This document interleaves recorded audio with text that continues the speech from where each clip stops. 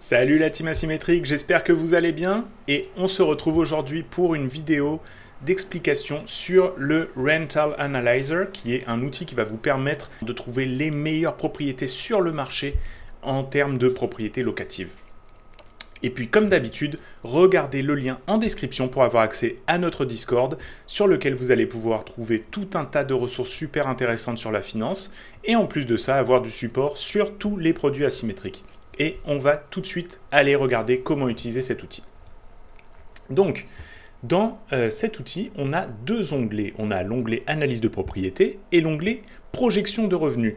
Donc en fait, ces deux onglets, ils vont se parler. Tout ce qu'on va rentrer dans l'analyse de propriété, ça va venir dans Projection de revenus et ça va nous permettre d'avoir des informations sur la projection sur 5 ans de la rentabilité de ces propriétés.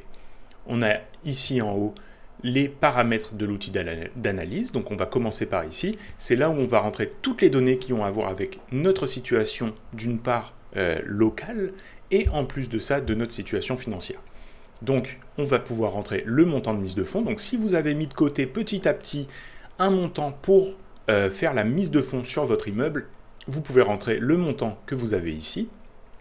Ou tout simplement, si vous comptez mettre un pourcentage du prix de la propriété, vous pouvez rentrer ce pourcentage ici.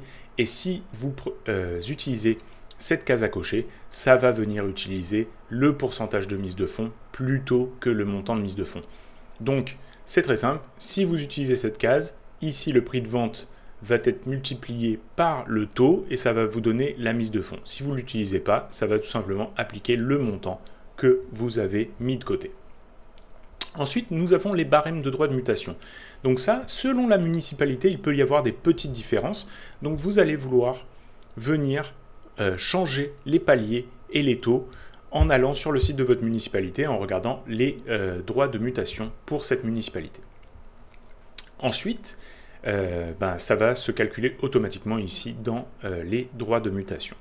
Le taux d'intérêt de prêt hypothécaire, donc si vous avez bloqué un taux avec votre banque, vous pouvez tout simplement rentrer ce taux.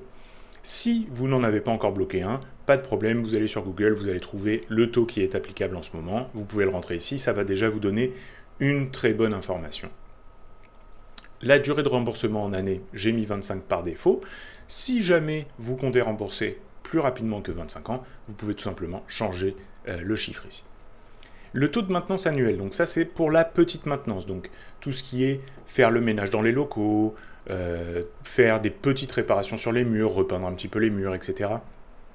Donc ça, on va prendre 1% des revenus de la propriété et on va les mettre de côté pour tout ce qui est cette petite maintenance. Ensuite, le taux de dépenses d'investissement, donc ça c'est pour la grosse maintenance, donc refaire les vitres, refaire le toit, s'il y a des travaux de fondation, quoi que ce soit, tout ce qui a trait avec les gros travaux sur la propriété, on va vouloir prendre 10% des loyers et les mettre de côté chaque mois, chaque année, pour pouvoir tout simplement se charger de cette maintenance du bâtiment. Et puis, on a le taux de vacances. Donc ça, vous pouvez aller regarder tout simplement dans les statistiques de votre quartier et vous allez pouvoir trouver plus ou moins le taux de vacances de ce quartier. Plus vous allez rentrer des chiffres ici qui sont proches de la réalité et bien sûr, plus vos projections vont être précises. Donc, c'est très important de faire des petites recherches, de venir mettre les chiffres qui ont le plus de probabilité d'être les bons chiffres pour votre quartier et d'avoir des projections les plus précises possibles. Le taux de frais de gestion, donc ça, si vous comptez mettre la propriété sous gestion, vous pouvez rentrer ici le taux de frais de gestion qui sera appliqué par votre gestionnaire. Ensuite, on va passer à l'analyse des propriétés. Donc là, on peut voir que on a différentes sections. Tout d'abord, visiter. Ça, c'est simplement une case à cocher pour se rappeler qu'on a visité la propriété ou non. La localisation, donc ça c'est l'adresse de la propriété. Le type de propriété, donc on peut voir qu'on a maison, chalet, condo, duplex, triplex, etc. Donc là on va pouvoir tout simplement sélectionner le type de propriété. Si on sélectionne condo, c'est la seule type de propriété qui va faire une différence. Parce que si on sélectionne condo, théoriquement, on va avoir des frais de copropriété à payer. Ces frais de copropriété vont normalement couvrir les dépenses d'investissement. Donc, Ce que j'ai fait ici, c'est que les dépenses d'investissement qui sont ici vont être divisées par 10 si on sélectionne condo, parce qu'on veut quand même mettre un petit peu de côté pour tout ce qui va être à notre charge, quand on va devoir rénover l'appartement entre deux locataires, par exemple. Mais normalement, la plupart des grosses dépenses, comme refaire les fenêtres, vont être couvertes par les frais de copropriété. On a ensuite le nombre de pieds carrés et le prix de vente. Quand ces deux données vont être rentrées, on va pouvoir avoir le prix par pied carré, qui est une première donnée qui permet de comparer deux propriétés. Si on a deux propriétés dans le même quartier qui ont plus ou moins la même condition, donc le même âge, la même condition générale du bâtiment, on va tout simplement pouvoir, rien qu'avec le prix par pied carré, se dire laquelle semble être le meilleur investissement. Ensuite, on a le montant de mise de fonds, donc selon si vous avez utilisé le taux ou non, ça va changer. Et les droits de mutation, donc ça, ils vont être calculés automatiquement par rapport au barème qui est ici en haut. Et nous avons ensuite les frais de notaire et d'inspection, donc ça c'est à vous de les rentrer, et le coût des rénovations estimé. Donc ça c'est si vous avez des rénovations à faire pour pouvoir mettre le bâtiment sur le marché, vous allez tout simplement rentrer l'estimation ici et ça va vous donner les dépenses uniques. Donc ces dépenses uniques, elles vont vous permettre en fait d'avoir le montant total à investir sur la propriété pour pouvoir acquérir la propriété. Donc là, vous savez que vous avez votre mise de fonds plus les dépenses uniques, ça va vous donner le total investi. On a ensuite le prix locatif estimé. Donc là, vous allez pouvoir rentrer le prix de location combiné de toutes les unités. Et en plus de ça, vous pouvez faire une petite estimation, par exemple, s'il y a des garages à louer, s'il y a des revenus qui vont être générés par des machines à laver, etc. Vous pouvez tout simplement les rentrer dans le prix locatif estimé mensuel. Et ensuite, on passe aux dépenses récurrentes. Donc ça, c'est les dépenses qui vont revenir à chaque mois, à chaque année sur la propriété. On a les dépenses de paiement hypothécaire, les taxes municipales, donc ça c'est à vous de le rentrer, les taxes scolaires, à vous de le rentrer aussi, les frais de copropriété si c'est un condo, l'électricité et les services si jamais c'est à votre charge, la maintenance du terrain si jamais il y en a un et si c'est à votre charge, et l'assurance. Une fois que vous avez rentré ça, tout le reste c'est calculé par ce qu'on a rentré ici en haut, donc la maintenance, l'investissement, la vacance et les frais de gestion par rapport au taux qu'on a appliqué sur le rendement de la propriété. Ensuite, ça va nous donner les revenus totaux annuels. Donc ça, c'est tout simplement le prix locatif estimé multiplié par 12, ça nous donne les revenus. Les dépenses totales, incluant les paiements hypothécaires, donc ça va être la combinaison de toutes les dépenses qui sont ici. Et ensuite, tout simplement faisant une soustraction ici, nous avons le retour sur investissement uniquement sur les loyers. Donc ça ne tient pas compte de l'appréciation du prix de la propriété, c'est uniquement les loyers.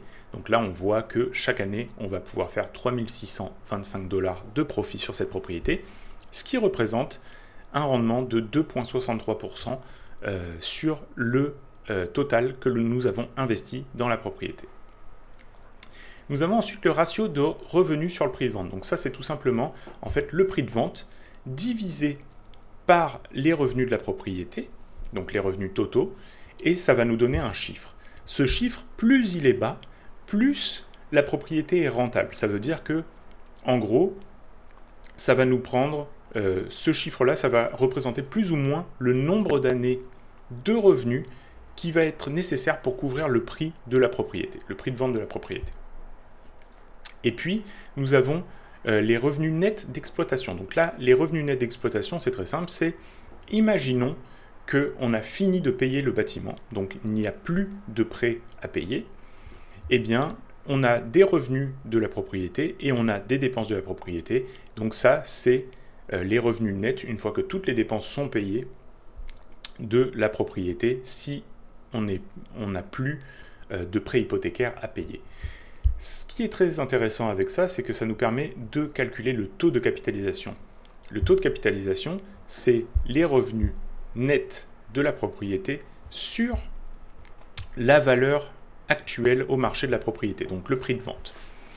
Et ça nous permet de comparer aussi les propriétés les unes avec les autres. Parce que plus ce chiffre est élevé, plus le rendement est élevé. Donc, il faut faire attention. Si c'est en dessous de 5, ça veut dire que c'est une propriété qui est probablement très récente, qui a peu de risques, mais en même temps avec un rendement moindre. Si c'est entre 5 et 10, on va souvent estimer que c'est un bon achat potentiel, mais dans ce cas-là, on va aussi comparer les propriétés entre elles et tout simplement voir dans quelles conditions elles sont, etc. et faire en sorte d'aller choisir la meilleure entre toutes les propriétés qui ont plus ou moins les mêmes caractéristiques. Si c'est au-dessus de 10, généralement ça va être des propriétés qui sont peut-être plus anciennes, qui ont besoin de plus de rénovation, qui vont coûter plus en rénovation et en maintenance, et qui donc vont avoir un meilleur rendement parce que le prix de vente est plus bas, mais qui vont peut-être nécessiter plus de dépenses. Donc avoir plus de risques.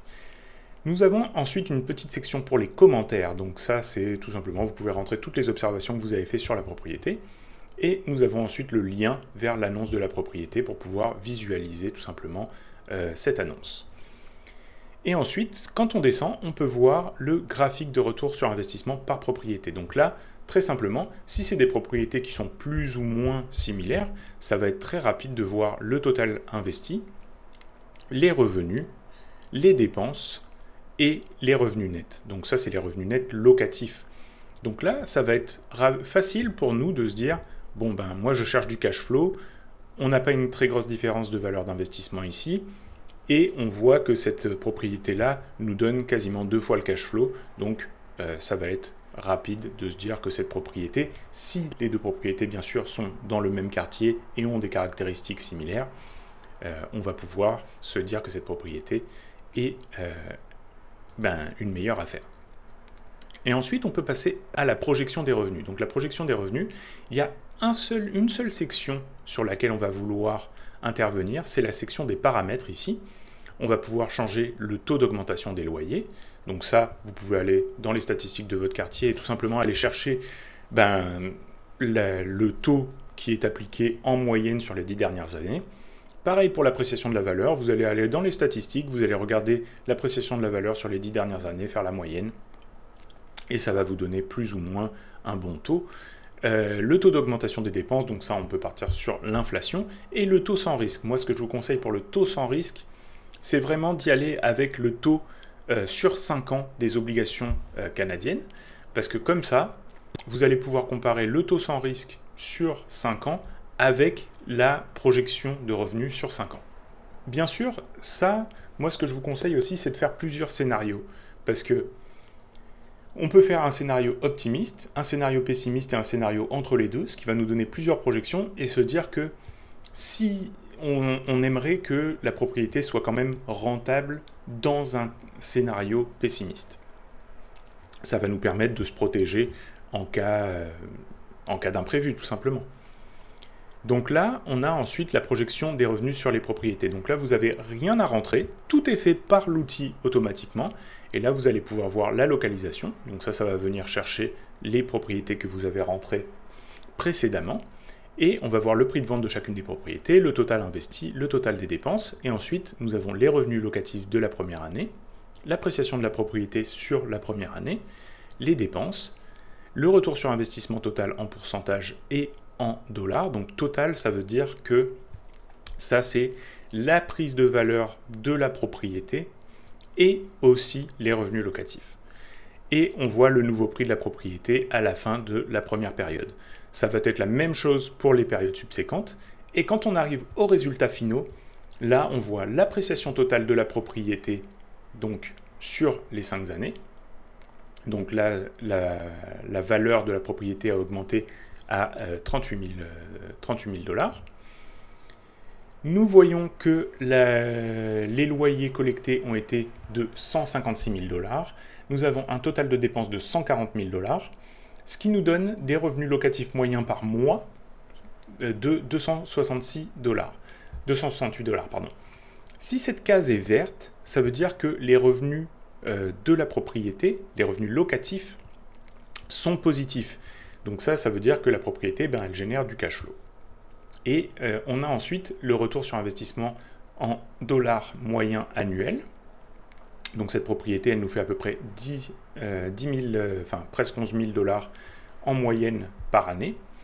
Et le retour sur investissement en pourcentage moyen annuel. Donc ça, encore une fois, ces retours sur investissement, c'est d'une part la prise de valeur de la propriété et d'une autre part les revenus locatifs. Donc ça, on voit que cette propriété, elle fait 7,93%. Si on descend ici, on peut voir qu'on a un graphique à la fin qui nous permet de comparer toutes les propriétés. Donc si c'est des propriétés qui ont des caractéristiques similaires dans le même quartier, plus ou moins le même âge du bâtiment, plus ou moins la même condition, on va pouvoir très rapidement voir lesquels présentent les meilleurs investissements. On a le retour sur investissement moyen des loyers. Donc ici, on a une propriété à 2,34 et ici, une propriété à 0,87. Donc tout simplement, ça veut dire que cette propriété-là, elle génère beaucoup plus de cash flow que celle-ci. On a ensuite les revenus, les retours sur un investissement moyen de la valeur de la propriété. Donc ici, 5,59 et ici, 5,82. Donc cette propriété-là prend un petit peu plus de valeur que celle-ci au cours des 5 années. Et on a ensuite le retour sur investissement moyen annuel combiné, donc 7,93 et 6,69. Donc cette propriété-là, elle nous génère déjà une bien meilleure plus-value, mais en plus de ça, on peut voir qu'elle génère un très très bon cash flow comparé à celle-ci. Donc on va plutôt y aller sur cette propriété, encore une fois, si toutes les caractéristiques sont similaires dans le même quartier. Ici, si le retour sur investissement en pourcentage moyen annuel est supérieur au taux sans risque, on peut voir que cette case va être affichée en verte, ce qui va nous permettre de savoir que c'est un investissement qui est potentiellement plus intéressant que des obligations, donc ça peut valoir la peine de prendre le risque d'investir sur cette propriété. Et ça conclut notre guide utilisateur pour aujourd'hui. J'espère que cette vidéo vous a clarifié comment utiliser cet outil. Et puis, j'ai hâte de vous retrouver tout simplement sur le Discord et puis d'échanger ensemble sur comment, ensemble, on va améliorer nos finances. C'était Stéphane et je vous souhaite une très bonne journée. À bientôt!